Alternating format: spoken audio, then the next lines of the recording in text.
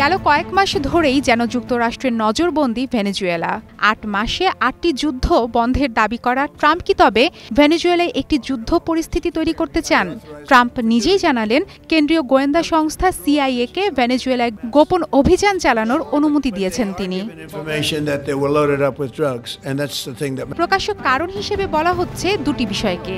Trump প্রশাসনের অভিযোগ, Venezuela পরিকল্পিতভাবে অপরাধীদের মার্কিন সীমান্তে পাঠাচ্ছে আর দেশটি সমুদ্রপথে বিশ্বব্যাপী মাদকের বিস্তার ঘটাচ্ছে।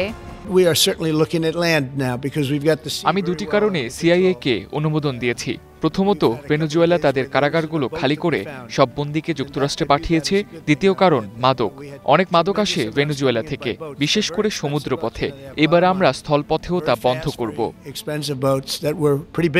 কিন্তু সিআইএর কাজের ধরন যারা বোঝেন তারা জানেন মূল কারণটি অন্য কোথাও, আর সেটি হলো দেশটির বিপুল পরিমাণ খনিজ জ্বালানির মজুদ।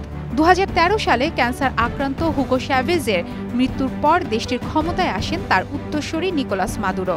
চ্যাভেজের মতোই মাদুরোকেও ক্ষমতাচ্যুত করার দীর্ঘ পরিকল্পনা যুক্তরাষ্ট্রের, কিন্তু মাদুরো বললেন তিনি শান্তি চান। ভেনেজুয়েলায় না হবে কোনো সরকার পরিবর্তন, না হবে সিআইএ নিয়ন্ত্রিত কোনো অভ্যুত্থান। আফগানিস্তান, ইরাক, লিবিয়া এসব ব্যর্থ যুদ্ধের পুনরাবৃত্তি আমরা চাই না। যুক্তরাষ্ট্রের জনগণকে বলতে চাই, আমরা যুদ্ধ নয়, শান্তি চাই। সিআইএর অভিযানের খবরে রাজধানী কারাকাস ও পার্শ্ববর্তী মিরান্দা রাজ্যে সেনা মহড়া চালানোর নির্দেশ দিয়েছেন মাদুরো। প্রস্তুতি নিচ্ছে সেনাবাহিনী, পুলিশ ও মিলিশিয়ারা। দেশের তেল ক্ষেত্রের নিরাপত্তার জন্যই এ পদক্ষেপ জানিয়েছেন মাদুরো।